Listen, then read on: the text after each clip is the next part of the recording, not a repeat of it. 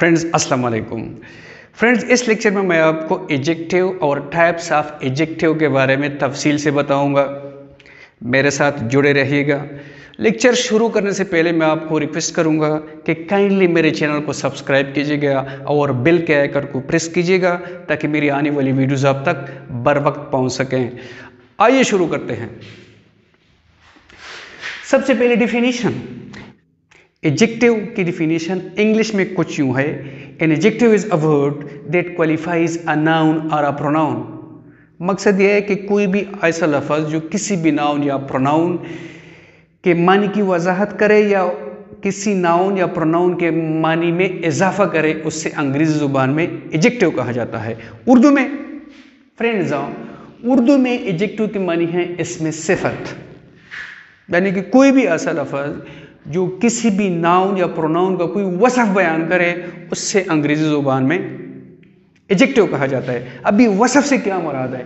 वसफ से मुराद है अच्छाई, बुराई, मिकदार, तादाद, दर्जा, हालत या कैफियत। तो कोई भी लफ्ज़ जो किसी भी नाउन या किसी भी प्रोनाउन का कोई भी वसफ बयान करे, उससे अंग्रेजी ज़ुबान में एडजेक्टिव कहा जाता है।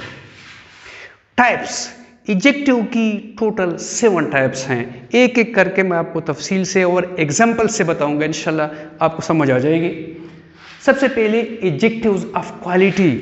क्वालिटी के लफ्ज़ से ही आपको अंदाज़ा हो गया होगा कि एडजेक्टिव्स ऑफ क्वालिटी किस किस्म के एडजेक्टिव्स होते हैं।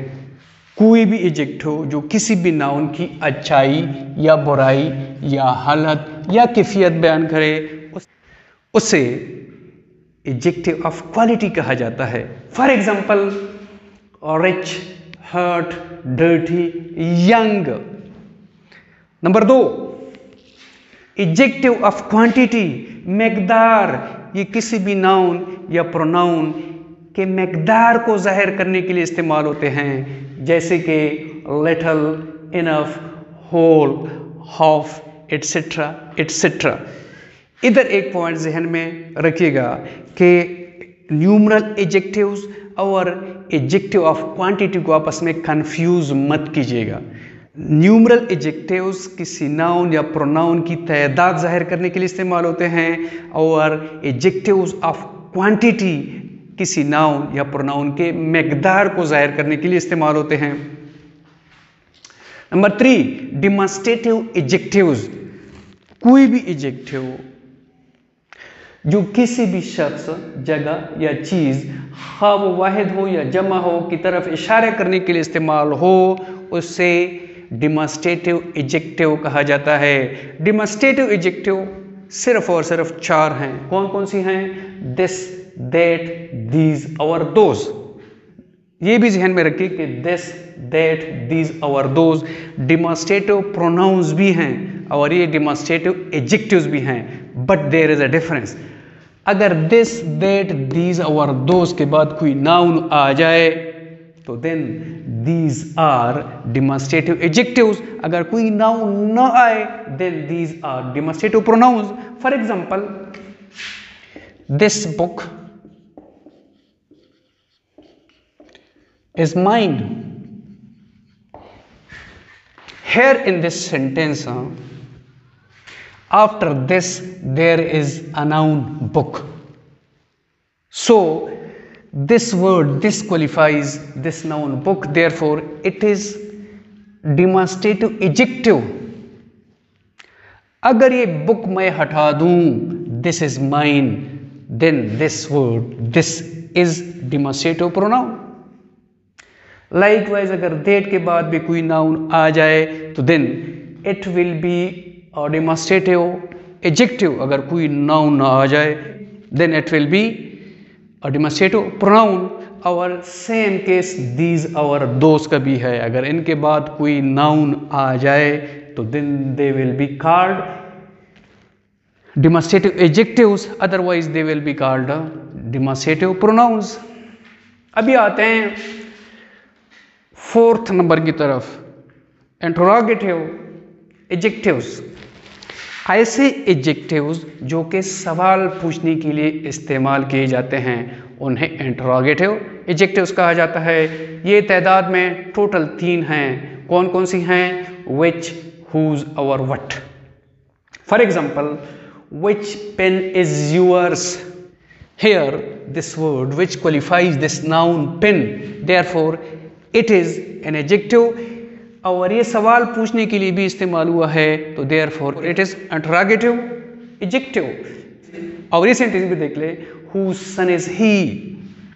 इधर भी जो whose है ये इस नाउन सन को क्वालिफाई कर रहा है और ये सवाल पूछने के लिए भी इस्तेमाल हुआ है, तो therefore it is interrogative adjective. What name have you given to this street?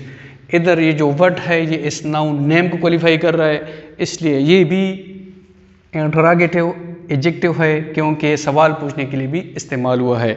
और ये बात भी याद रखें कि ये लफ्ज़ whose और ये लफ्ज़ which, ये दोनों इंटरोगेटिव प्रोनाउंस भी हैं।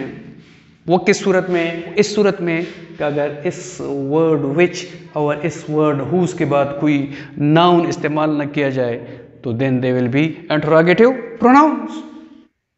अब आते हैं फिफ्थ टाइप की तरफ, possessive adjectives.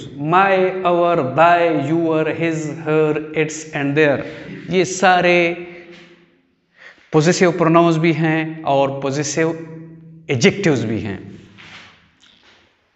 numeral adjectives, number 6 numeral adjectives।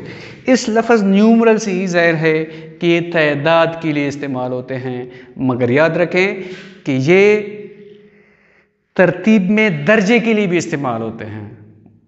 मकसद यह है कि 1, 2, 3, 4, 5 ये भी न्यूमरल एडजेक्टिव्स हैं और first, second, third, fourth, fifth ये भी न्यूमरल एडजेक्टिव्स हैं।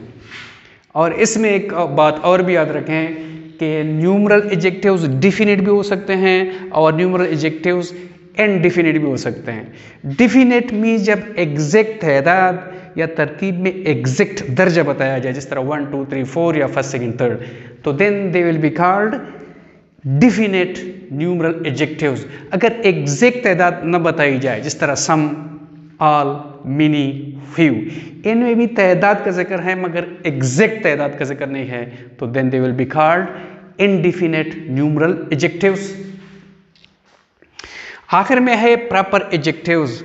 कोई भी एडजेक्टिव जो कि किसी प्रॉपर नाउन से बनाया गया हो उससे प्रॉपर एडजेक्टिव कहा जाता है।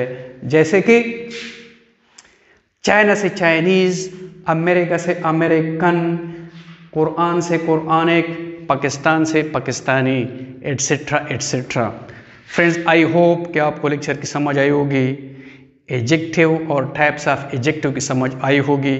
मेरे चैनल को सब्सक्राइब कीजिएगा और बेल का आइकन प्रेस कीजिएगा ताकि आने वाली वीडियोज़ आप तक बर वक्त पहुँच सकें। बहुत शुक्रिया।